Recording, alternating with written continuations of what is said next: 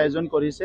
ইয়াত বিশেষকৈ 2100তকৈ অধিক BPFৰ নেতা কৰ্মীবিলাক আমাৰ দলত যোগদান কৰিছে আৰু ইয়াৰ বাহিৰে বেলেগ বেলেগ দলৰো আহিছে। তেখেতসকলে নিজৰ স্বইচ্ছাই বহুত দিনৰ পৰা মোক মাতি আছিলে যে এনেকুৱা এটা জইনিং প্ৰগ্ৰাম ইয়াত হ'ব, আপোনালোকে আহিব লাগিব। মই আহি পেলাই চবকে লগ পাই খুব ভাল লাগিছে যে চবে এটা পৰিৱৰ্তন আগতে বিচাৰিছিলে, কিন্তু কোনোবাই এই সময়ত কথাবিলাক বুজি পোৱা নাছিলে যে সঁচাকৈ BTRত যে স্থায়ী শান্তি আহিব, সকলো নিৰাপত্তা পাব, উন্নয়নবিলাক যে সঠিক পথত গতি কৰিব। আজি এই গোটেই পৰিৱেশটো দেখিবলৈ পাই সকলো আনন্দিত হৈছে আৰু আজি আমি UPPL দলত তেখেতসকলক আদৰি লৈছোঁ। অনাগত দিনত BTR অঞ্চলটো স্থায়ী শান্তি কৰি ৰখাৰ কাৰণে, এই অঞ্চলক সদায় নিৰাপদ কৰি ৰখাৰ কাৰণে, এই অঞ্চলৰ উন্নয়নৰ কাৰণে আমি সদায় কাম কৰি যাম। যিখিনি কাম কৰিছে ৰাইজৰ আশীৰ্বাদ আৰু ৰাইজৰ মৰমটো লৈ ইয়াতকৈ আৰু অধিক গতিত আমি কাম কৰিম। আৰু আজিৰ তাৰিখত ক'ব পৰা হৈছে যে কোকৰাঝাৰ লোকসভা সমষ্টিত এটা অভিলেখ সৃষ্টি কৰি আমাৰ মিত্ৰজোঁটৰ যিটো প্ৰাৰ্থী হ'ব তেখেতে অভিলেখ সৃষ্টি কৰি অহা লোকসভাত জিকিবলৈ গৈ আছে। কোকৰাঝাৰ লোকসভা সমষ্টিত মানে শুনিবলৈ পোৱা গৈছে যে ইয়াতে বিজেপিৰ প্ৰাৰ্থী প্ৰদান কৰিব আৰু UPPL এজনক দৰং ওদালগুৰিত দিয়া হ'ব। নাই, এনেকুৱা একো আলোচনা হোৱা নাই। আমি কম দিনৰ ভিতৰতে আলোচনা হ'ব, তেতিয়া আপোনালোকক জনাই দিম। আজি কিমান মান জইন কৰিলে?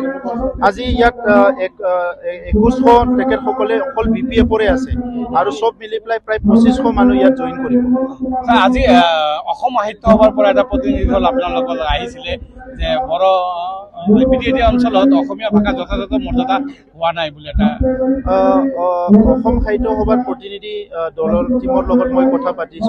মই তেখেতসকলক আদৰণি জনাইছোঁ আৰু অসম সাহিত্য সভা অসমৰ এটা অতি সন্মান কৰা সন্মানজনক এটা সংগঠন হয়। এইটো এটা পেৰেণ্ট অৰ্গেনাইজেশ্যন হয়। চ' আমি তেখেতসকলক সদায় ৰেচপেক্ট কৰোঁ। তেখেতসকলে কেতবোৰ ইছ্যু আমাক জনাইছে, ইয়াৰ ভিতৰত অসমীয়া ভাষাক লৈও কথা কৈছে আৰু BTR অঞ্চলত অসমীয়া ভাষা, বড়ো ভাষা, যাৰ যাৰ মাতৃভাষা আছে প্ৰত্যেকটো মাতৃভাষাই যিটো মৰ্যাদা পাইছে এইটো সদায় পাব। ইয়াত কাৰোবাৰ শংকা এটা থাকে সদায়। এতিয়া বড়োৰো আমাৰ অসমৰ বিভিন্ন জাগাত এটা শংকা থাকে, ঠিক তেনেদৰে অসমীয়া ভাষাৰো কিছুমানৰ শংকা থাকে, কিন্তু অসমীয়া ভাষাটো লেংগুৱেজ ফ্ৰাংকা হয়। তো ইয়াৰ কাৰণে BTR অঞ্চলত মাত্ৰ নহয়, উত্তৰ পূৰ্বাঞ্চলৰ বহুত জাগাত অসমীয়া ভাষা মানুহে বুজি পায়। গতিকে BTR অঞ্চলততো অসমীয়া ভাষা এলাগী হোৱাৰ কোনো কথাই নাই। কিছুমানে কেতিয়াবা আৰু তেনেকুৱা এটা ইছ্যু বনায়, এইটোৰ কাৰণে কিছুমান দায়িত্বশীল সংগঠনবিলাকে অলপ শংকাত আহে আৰু কথা পাতিব লগা হয়। এটা সৰুকে প্ৰশ্ন কৰিছোঁ, কোকৰাঝাৰ লোকসভা সমষ্টিত এইবাৰ প্ৰতিদ্বন্দ্বিতা কাৰ মাজত হ'ব বুলি আপুনি ভাবে? এইবাৰ কোকৰাঝাৰ লোকসভা সমষ্টিত কোনো প্ৰতিদ্বন্দ্বিতা নাই। আমাৰ মিত্ৰজোঁটৰ প্ৰাৰ্থী বহুত ভোটৰ ব্যৱধানত জয় হৈ আছে।